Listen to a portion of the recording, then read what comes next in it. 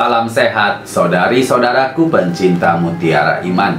Di bulan November tahun 2020, Bapak Paus Fransiskus memberikan khotbah tentang Prapaskah adalah waktu untuk memperbaharui iman, harapan, dan kasih yang mungkin bisa memberikan kepada kita semangat dan inspirasi.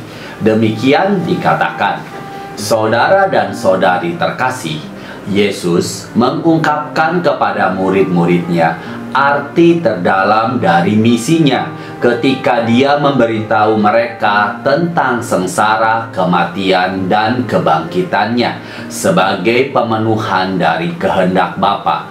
Dia kemudian memanggil para murid untuk ambil bagian dalam misi ini untuk keselamatan dunia. Dalam perjalanan masa Prapaskah, kita menuju Paskah, marilah kita mengingat Dia yang merendahkan diri dan taat sampai mati, bahkan mati di kayu salib. Selama musim pertobatan ini, marilah kita memperbaharui iman kita, menimba dari air hidup, pengharapan, dan menerima dengan hati terbuka kasih Tuhan yang menjadikan kita saudara dan saudari di dalam Kristus. Pada malam Paskah, kita akan memperbaharui janji baptis kita dan mengalami kelahiran kembali sebagai pria dan wanita baru melalui karya Roh Kudus. Perjalanan Prapaskah ini seperti seluruh perjalanan ziarah dalam kehidupan Kristiani, bahkan sekarang diterangi oleh cahaya kebangkitan yang mengilhami pemikiran, sikap, dan keputusan para pengikut Kristus. Puasa, doa, dan amal kasih seperti yang dikhotbahkan oleh Yesus dalam Matius 6 bab 1-18 memungkinkan dan mengungkapkan pertobatan kita, jalan kemiskinan dan penyangkalan diri, kepedulian dan kasih sayang kepada orang miskin atau sedekah, dan dialog terbuka dengan Bapa atau doa yang memungkinkan kita untuk menjalani kehidupan dengan iman yang tulus, harapan yang hidup, dan kasih yang efektif.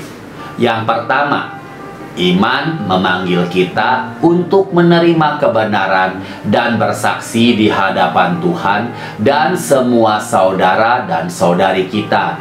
Dalam masa Prapaskah ini, menerima dan menghayati kebenaran yang diwahyukan dalam Kristus berarti pertama-tama membuka hati kita pada firman Tuhan yang diteruskan gereja dari generasi ke generasi. Kebenaran ini bukanlah suatu konsep abstrak yang diperuntukkan bagi segelintir orang cerdas yang terpilih. Sebaliknya, ini adalah pesan yang dapat diterima dan dipahami oleh kita semua berkat hikmat hati yang terbuka bagi keagungan Tuhan yang mencintai kita bahkan sebelum kita menyadarinya. Kristus sendiri adalah kebenaran ini. Dengan mengambil kemanusiaan kita bahkan sampai batas-batasnya, Dia telah menjadikan dirinya jalan, menuntut namun terbuka untuk semua yang menuntun pada kepenuhan hidup. Puasa dialami sebagai bentuk penyangkalan diri, membantu mereka yang melakukannya dalam kesederhanaan hati untuk menemukan kembali anugerah Tuhan dan untuk menyadari bahwa diciptakan menurut gambar dan rupa Allah. Kita menemukan pemenuhan kita di dalam Dia. Dalam merangkul pengalaman kemiskinan, mereka yang berpuasa menjadikan dirinya miskin bersama orang miskin dan mengumpulkan harta karun cinta yang diterima dan dibagikan. Dengan cara ini, puasa membantu kita untuk mencintai Tuhan dan sesama kita. Karena cinta seperti yang diajarkan Santo Thomas Aquinas adalah gerakan keluar yang memfokuskan perhatian kita pada orang lain dan menganggap mereka sebagai satu dengan diri kita sendiri. Kita bisa baca dalam Fratelli Tutti nomor 93. Prapaskah adalah waktu untuk percaya. untuk menyambut Tuhan ke dalam hidup kita dan mengizinkan Dia untuk berdiam di antara kita. Puasa melibatkan pembebasan dari semua yang membebani kita, seperti konsumerisme atau kelebihan informasi. Apakah benar atau salah untuk membuka pintu hati kita kepada Dia yang datang kepada kita, miskin dalam segala hal, namun penuh kasih karunia dan kebenaran. Anak Allah, Juru Selamat kita.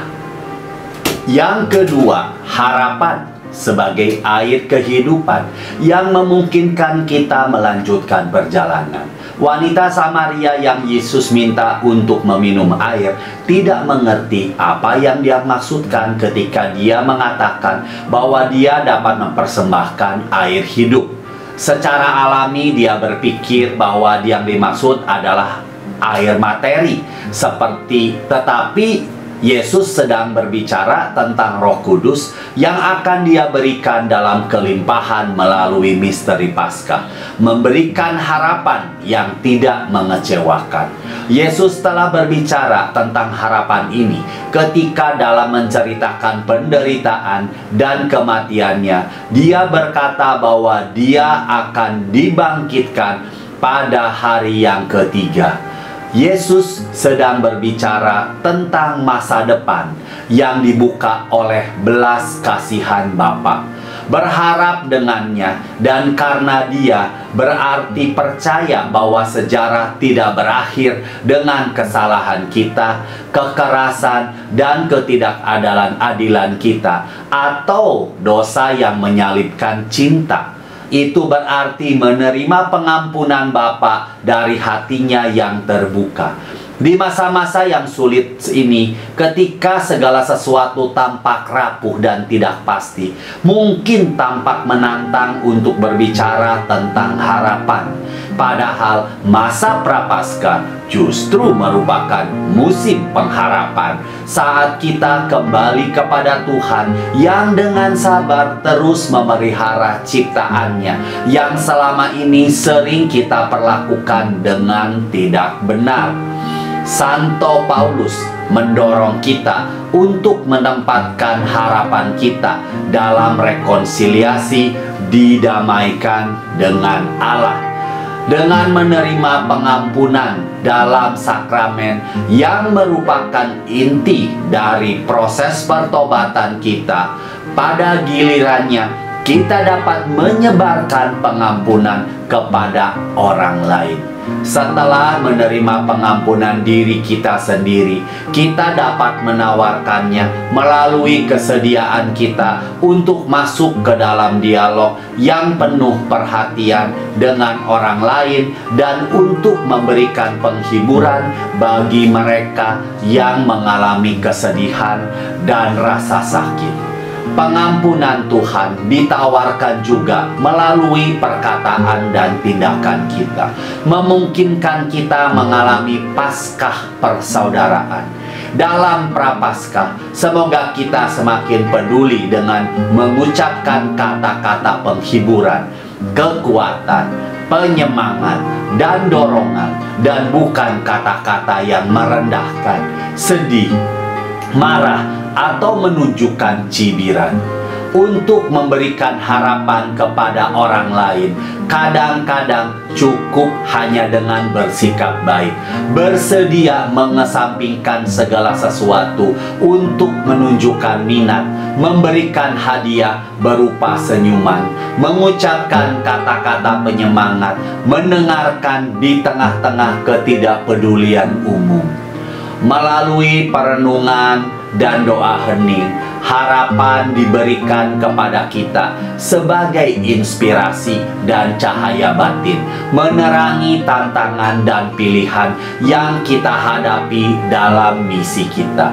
Oleh karena itu, kebutuhan untuk berdoa dan secara rahasia untuk bertemu dengan Bapa yang penuh kasih, untuk mengalami Prapaskah dalam pengharapan memerlukan pertumbuhan dalam kesadaran bahwa di dalam Yesus Kristus kita adalah saksi zaman baru, di mana Allah membuat segala sesuatu menjadi baru. Itu berarti menerima pengharapan dari Kristus yang menyerahkan nyawanya di kayu salib dan dibangkitkan oleh Allah pada hari yang ketiga, dan selalu siap untuk membuat pembelaan kepada siapapun yang memanggil kita untuk mempertanggungjawabkan pengharapan yang ada pada kita. Kasih yang ketiga adalah kasih, mengikuti jejak Kristus dalam perhatian dan kasih sayang untuk semua adalah ekspresi tertinggi dari iman dan harapan kita. Kasih bersukacita melihat orang lain tumbuh. Oleh karena itu, ia menderita ketika orang lain menderita, kesepian, sakit, tunawisma, dihina, atau membutuhkan. Cinta adalah lompatan hati. Itu membawa kita keluar dari diri kita sendiri dan menciptakan ikatan berbagi dan persekutuan. Kasih sosial memungkinkan untuk maju menuju peradaban kasih, di mana kita semua dapat merasa terpanggil. Dengan dorongannya pada universalitas, kasih mampu membangun dunia baru. Bukan sekedar sentimen, itu adalah cara terbaik untuk menemukan jalur perkembangan yang efektif bagi semua orang. Kasih adalah anugerah yang memberi makna pada hidup kita. Itu memungkinkan kita untuk memandang mereka yang membutuhkan sebagai anggota keluarga kita sendiri, sebagai teman, saudara, atau saudari. Jumlah kecil jika diberikan dengan kasih tidak pernah berakhir, tetapi menjadi sumber kehidupan dan kebahagiaan. Seperti halnya dengan tempayan makanan dan kendi berisi minyak dari janda di Sarfat yang mempersembahkan roti kepada Nabi Elia. Itu juga terjadi dengan roti yang diberkati, dipecah dan diberikan oleh Yesus kepada para murid untuk dibagikan kepada orang banyak.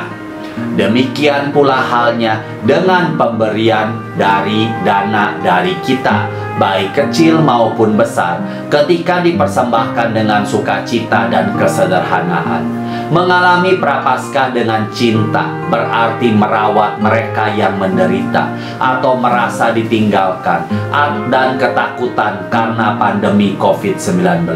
Di hari-hari yang sangat tidak pasti tentang masa depan ini, marilah kita mengingat firman Tuhan kepada hamba-Nya.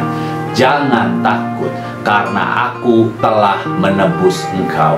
Dalam amal kita, semoga kita mengucapkan kata-kata kepastian dan membantu orang lain untuk menyadari bahwa Allah mengasihi mereka sebagai putra dan putri.